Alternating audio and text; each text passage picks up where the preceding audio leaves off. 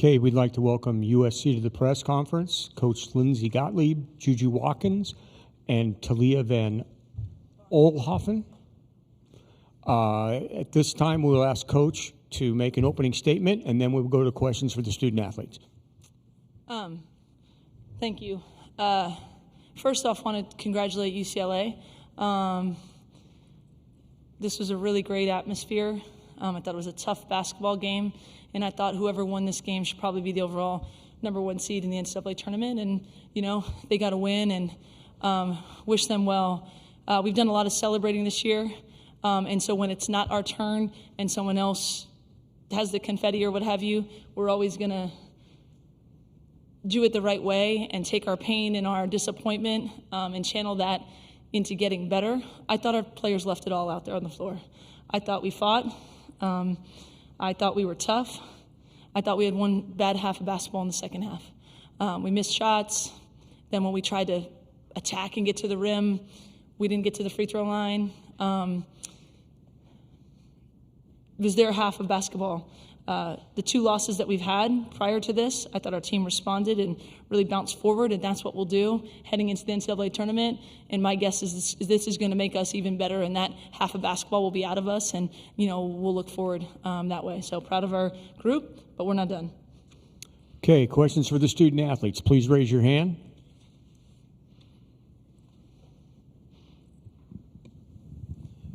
Yes, Dave Reinhardt, WCBK Radio. For either one of the players, please. Lots of runs in this ball game. You guys had a 12-0 run there in the first quarter. Finished out the second quarter on a 9-0 run with Hal knocking down that three-pointer. Going into the locker room up 10, momentum on your side. Back to what your coach just commented about just a tough second half. Can you put in words?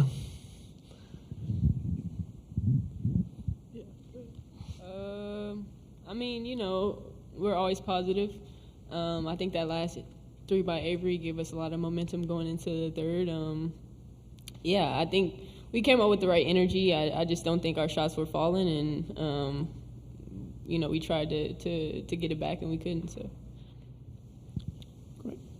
Stephen Holder, ESPN.com. For both players, everybody had the same challenge, obviously, but can you kind of describe the challenge of playing 3 games in 3 days and the fatigue associated with that and how you fight through that? Yeah, I think obviously both teams had to play 3 games in 3 days.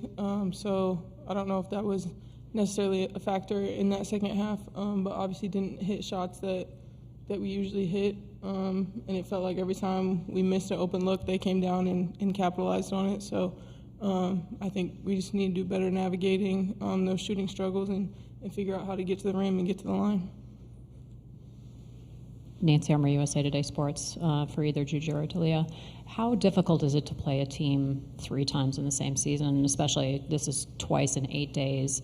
And while you guys were very careful not to say that you wanted to see this game, they were very much wanting to play you guys again. How much more difficult does that make it? I think it's always hard. Of course, 3 times, even 2 times. Just knowing that we've already done our scout, they've done our scout, so figuring out ways to tweak it. But we were excited to play them as well. It's not like we shy away from competition. We're always grateful to play them because they push us and we push them. So we were very welcoming to this game, and you know, our coaches prepared us. We just, you know, we struggled in the second half. Okay, last call on questions for the players. Anything? All right, ladies, you're dismissed and go back to the locker room. Questions for Coach Gottlieb? Nancy Armour, USA Today. Lindsay, similar question. How tough is it to play any team 3 times in a row, especially when you just did it 8 days ago? Yeah, it just gives it a different feel. There's so much familiarity on both sides. I do think the 3 games in 3 days is very unique. You don't do it in the NCAA tournament. You don't do it any other time in the regular season. And, you know, we had a closer game yesterday than they did. I mean, I think we went, 2 for 15 in the second half from 3, and I think were they 6 for 9 in the first half from 3, so they were, you know, more efficient, but still not as good. 2 for whatever 6 in the second half. So, then you add that to it. It just makes for a little bit different of a feel to the whole thing. But it was heavyweight fight, and both teams I thought brought the intensity level for sure. Lindsay, there was an 11-minute period where the team missed 15 straight shots going into the fourth quarter, late in the fourth quarter. What do you tell the team to kind of get them out of that? If there's anything that you can say, try to get them out of that funk. So I thought that, the open threes that we get off of, how they're guarding Juju or how they're guarding Kiki, locked and loaded, shoot it, giving them confidence. But I also told them, hey, let's be aggressive. They're in foul trouble. Let's get to the rim. And we ended up shooting 13 total free throws. So I thought they tried to do what I said, which was get to the rim, and didn't get to the line. But you got to make open shots and try to continue to give them confidence. We know we're a really good fourth quarter team typically, so I thought, of course it was deflating to miss all those shots and get a little bit ragged in the third quarter. But I thought we tried to put the foot on the gas in the fourth and just couldn't get, to where we wanted to get to, either to the rim, to the free throw line, or just get to our shots and knock them down. It happens sometimes. Lindsay over here, Steve Strimming, Excel Sports. I thought you struggled a little bit against Indiana. I thought you struggled a little bit against Michigan, and then coming into UCLA. Where do you refocus now headed into the tournament? Yeah, I think Indiana and Michigan are really good teams. We came into Indiana and, won without our starting center. Both teams pose problems because they're good. Those are NCAA tournament teams, second round games for us, maybe Sweet 16 type games. So I thought it pushed us. And like everybody else, we'll continue to use this weekend to get better. We don't want to shy away from a fight in the competition, but obviously we want to be as sharp as possible going into the NCAA tournament. Hey, Coach. Nikki Thomas from Annenberg Media. You guys had 19 turnovers this game, seemed to really struggle with them against ranked teams. In the game, how do you stop the bleeding? And, how do you want to, focus on making that a priority moving forward into the tournament? Yeah, we always want to be aggressive and play fast, but not turn it over. The pressure had something to do with it. It was both teams were playing intense defense. We turned them over 24 times. They turned over 19 times, but obviously they scored a little bit more off of it. We got 21 offensive rebounds. We turned them over 24 times. Our effort was there. We weren't that clean. And I don't know when you play a team a third time if it's ever going to look completely clean.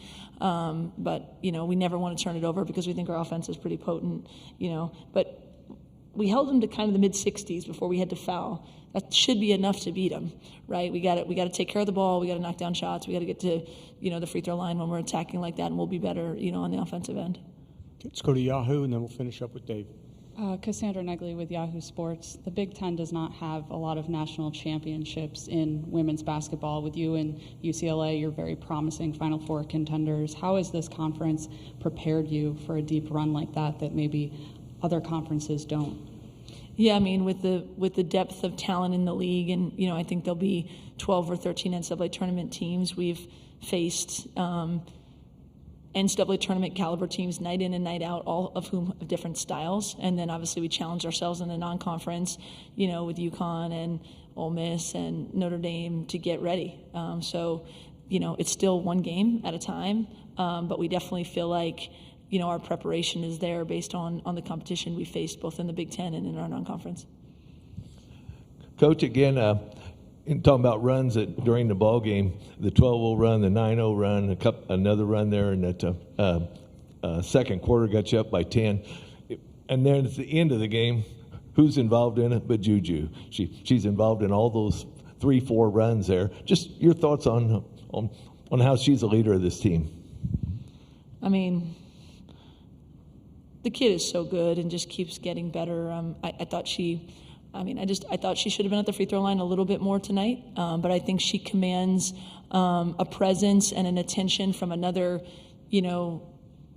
top team that says we've got to do all kinds of different things, and they played some box and one, and they switched defenders on her, and yet she can still get to her scoring, and we get open looks for everybody else. And we weren't our most efficient tonight at any realm of it, but her impact on winning, and and her heart and her competitive spirit is something else. And we've become a real team. I think maybe my favorite play of the game was probably that one at the end of the half, because she raced it down the floor, hit Ken on a dime, and Ken hit Avery on a dime, and that's a sophomore and 2 freshmen, and I think they've galvanized around one another. But obviously her excellence is on display, and it's got its handprints all over everything that we've done and will continue to do.